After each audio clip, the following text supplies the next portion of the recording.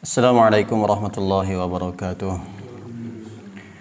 Bismillahirrahmanirrahim. Nahmaduhu wa nusalli wa nusallim ala rasulihil karim, amma ba'da. Pada kesempatan ini kita akan membahas sunnah-sunnah salat. Ada sunnah salat sebelum salat, sebelum mengerjakan salat, apa yang disunahkan. Kemudian ada sunnah salat ketika mengerjakan salat. Ada sunnah ab'ad dan ada sunnah hayat. Kita akan bahas satu persatu. Sekarang kita akan bahas dulu sunnah salat sebelum salat.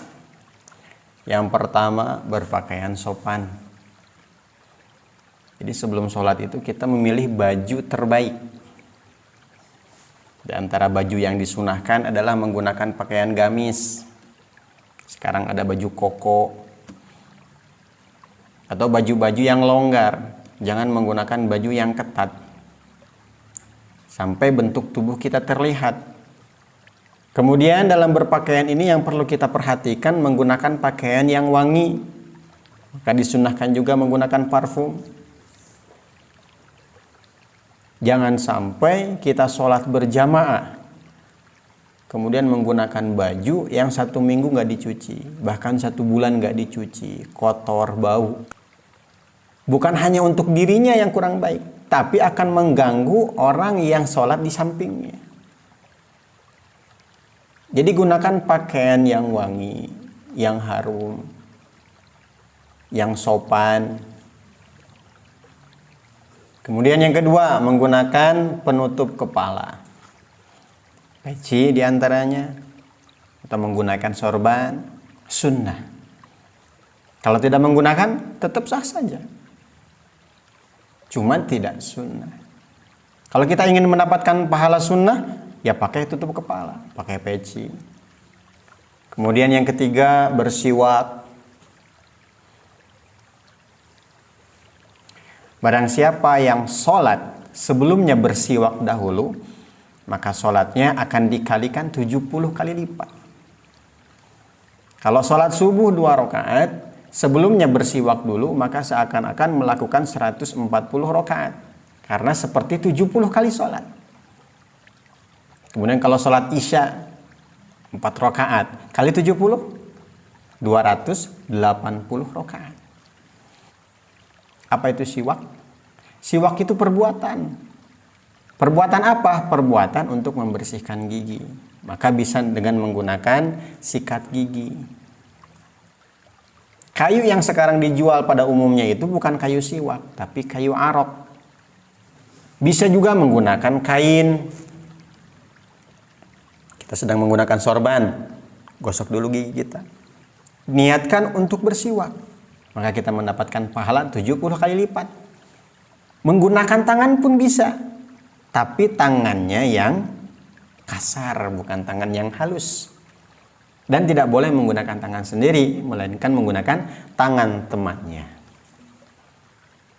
Jadi siwak itu yang penting bisa membersihkan gigi. Itu dianggap bersiwak. Kemudian sunnah lain sebelum sholat adalah azan dan iqamah. Azan ini pahalanya sangat besar.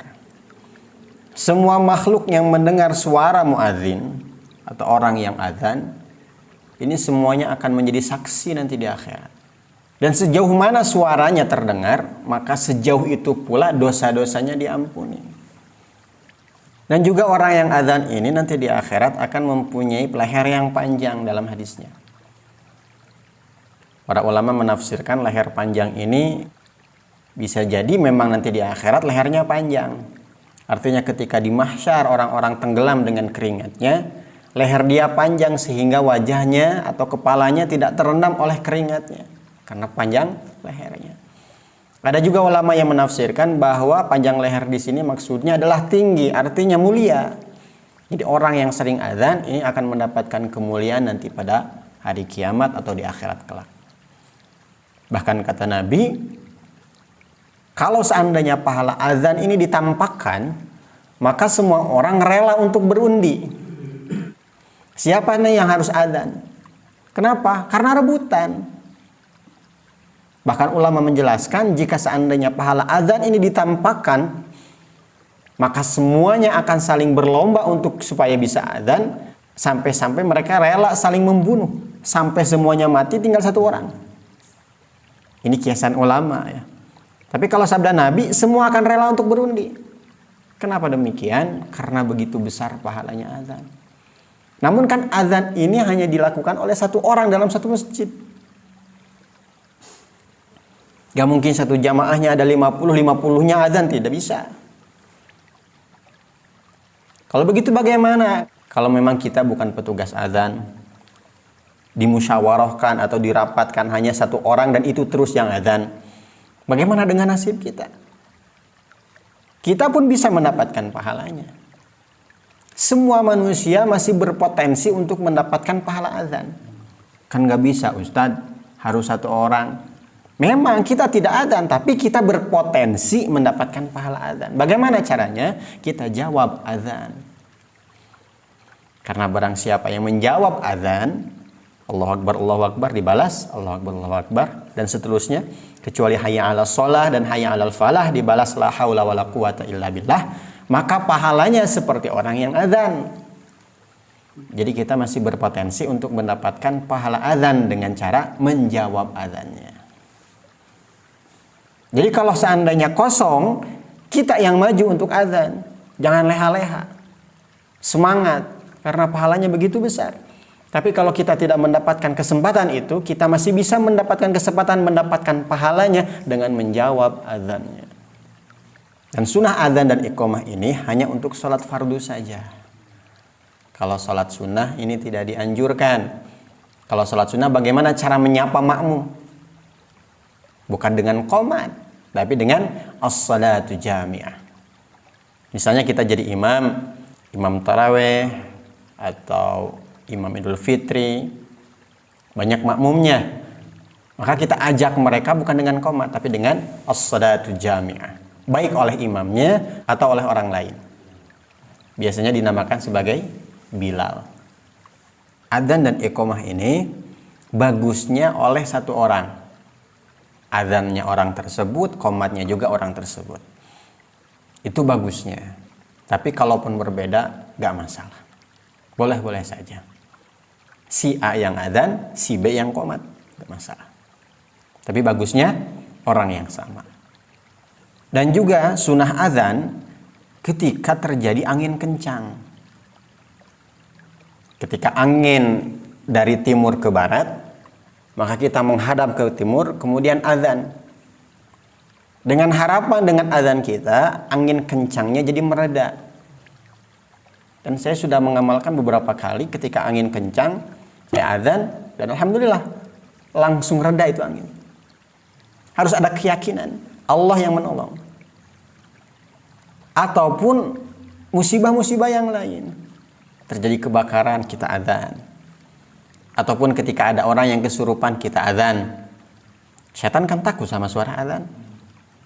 Ketika ada orang yang marah-marah, kita adzan. Insya Allah marahnya akan mereda. Kemudian adzan juga sunnah kepada bayi yang baru lahir.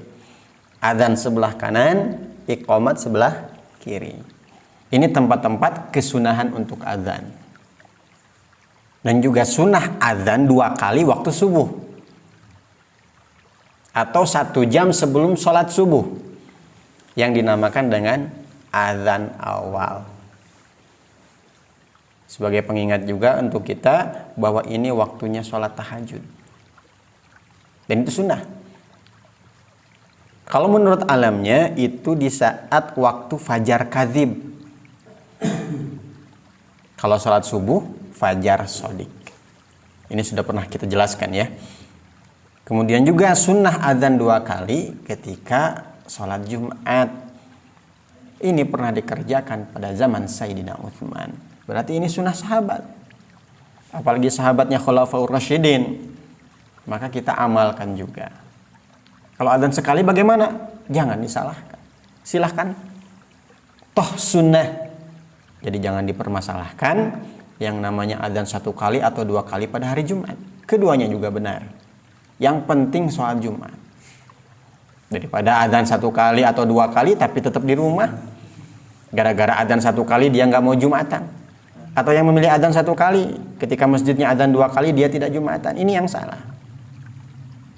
Kemudian syarat adzan yang pertama tertib. Jadi lafadznya harus tertib.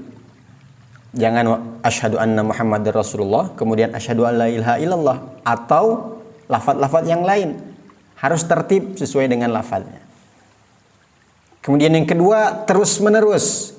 Artinya tidak dijeda. Asyhadu anna Muhammadar Rasulullah, diam dulu, gak boleh. Harus diselesaikan.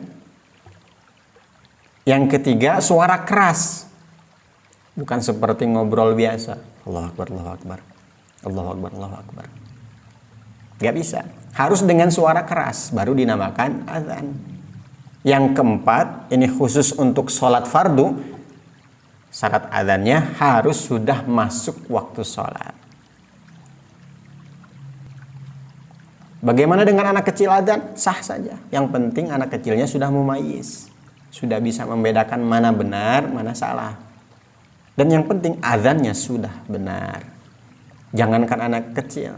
Sekarang orang dewasa aja masih banyak yang salah. Kalau anak kecil benar, dewasa tidak benar, mending anak kecil yang benar daripada dewasa yang tidak benar. Sering tuh dalam lafaz asyhadu anna Muhammadar Rasulullah. Yang benar seperti itu. Yang salah, biasanya nunnya dipanjangkan. Gunnahnya nggak dipakai. Asyhadu anna Muhammadar Rasulullah. Maka perhatikan tasydidnya, perhatikan panjang pendeknya, gunnahnya. Nggak perlu bagus, tapi yang penting benar. Jangan hanya sekedar mengejar lagam yang bagus, tetapi harokatnya salah. Maka silahkan perbaiki lagi adzannya kalau masih salah. Kemudian sunnah-sunnah adzan diantaranya pertama taswib, yaitu menggunakan as-salatu khairum minan naum ketika adzan subuh. Yang kedua, jari di telinga. Jadi telinganya ditutupin. Dua-duanya. Ketika telinga ditutupin, maka suaranya akan semakin kencang. Jadi kalau adzan nggak sambil menutup telinga, ya sah-sah saja. Mic-nya di sini, ya seperti ini. Allahu Akbar, Allahu Akbar. Gak masalah. Tapi sunnahnya sambil menutup kedua telinga, bukan satu. Kalau mic-nya dipegang ya otomatis satu. Gak mungkin dua-duanya ditutup. Jadi baiknya mic-nya di depan, kedua telinganya ditutup. Itu sunnahnya. Tidak wajib. Syaratnya tadi hanya 4. Ini sunnahnya saja. Yang ketiga sunnahnya berdiri. Jadi tetap sah saja kalau adzan sambil duduk. Cuman gak pantas saja adzan sambil duduk. Yang keempat sunnahnya menghadap kiblat. Jadi kalaupun tidak menghadap kiblat, tetap sah saja adzannya. Yang kelima, sebelum syahadat, asyhadu an la ilaha illallah dan juga asyhadu anna Muhammadar Rasulullah, ini disunahkan syahadat pelan dulu. Bagaimana? Asyhadu an la ilaha illallah, asyhadu an la ilaha illallah, asyhadu anna Muhammadar Rasulullah, asyhadu anna Muhammadar Rasulullah, asyhadu an la ilaha illallah, dan seterusnya. Itu contoh. Jadi pelan dulu, kemudian keras seperti biasanya. Dan waktu pelan gak usah dimasukkan ke dalam mic. Gak terdengar oleh siapapun gak masalah, yang penting dia sendiri yang dengar. Itu sunnah, tidak wajib. Kemudian yang keenam, sunnahnya ketika membaca hayya 'alas shalah, maka disunahkan untuk menengokkan kepalanya ke kanan. Hanya kepalanya saja, tidak dengan badannya. Gak sampai seperti ini, enggak. Tapi ketika membaca hayya 'alas shalah ke depan, hayya 'alas shalah, sambil menengok ke kanan. Jadi kepalanya saja yang nengok, tidak dengan badannya. Ketika membaca hayya 'alal falah, disunahkan untuk nengok ke kiri. Kemudian yang ketujuh, orang yang adzannya suci. Suci dari hadas. Jadi dia sudah berwudu. Kemudian yang kedelapan, Orang yang mendengarkan azan disunahkan untuk diam. Diam bukan berarti berhenti dari membaca Al-Quran. Itu amalan, silahkan dilanjutkan. Ketika zikir, silahkan dilanjutkan. Tapi ketika ngobrol, baru berhenti. Jadi kalau sedang membaca Al-Quran, sedang berzikir, nggak apa-apa dilanjutkan. Nggak harus berhenti. Hanya saja dia tidak mendapatkan kesunahan membalas lafaz azan, sehingga dia tidak mendapatkan pahala azan. Kemudian terakhir, doa selepas azan. Apa doanya? Allahumma rabb hadhihi ad-da'wati tammah was-salatil qa'imah ati sayyidina Muhammadinil wasilah wal fadilah wad darajata aliyatar rafi'ah wa ba'athul maqamam mahmudanil ladzi wa'adtah innaka la tukhliful mi'ad. Barang siapa membaca doa itu selepas azan, selepas mendengarkan azan, maka dia akan mendapatkan syafaat dari Nabi Sallallahu Alaihi Wasallam. Apa yang kita unggulkan untuk masuk surga? Salat kita, sedekah kita. Ya minimal-minimalnya kita mendapatkan syafaat Nabi supaya kita bisa masuk surga. Kalau amalan kita masih sedikit, dosa kita masih banyak, baca doa itu. Mudah-mudahan dengan syafaat Nabi kita bisa selamat nanti di akhirat. Doanya pendek, tapi fadilahnya besar. Untuk itu jangan sampai kita melewatkan doa tersebut selepas mendengarkan azan. Ini diantara kesunahan-kesunahan sebelum sholat. Jadi kalau ada yang lainnya, silahkan tulis di komentar. Di antaranya mempersiapkan diri sebelum sholat. 10 menit atau 15 menit kita sudah berwudu, kita sudah ada di masjid, itu pun sunnah. Di antaranya seperti itu. Jadi kalau ada tambahan silahkan tulis. Wallahu a'lam bishawab.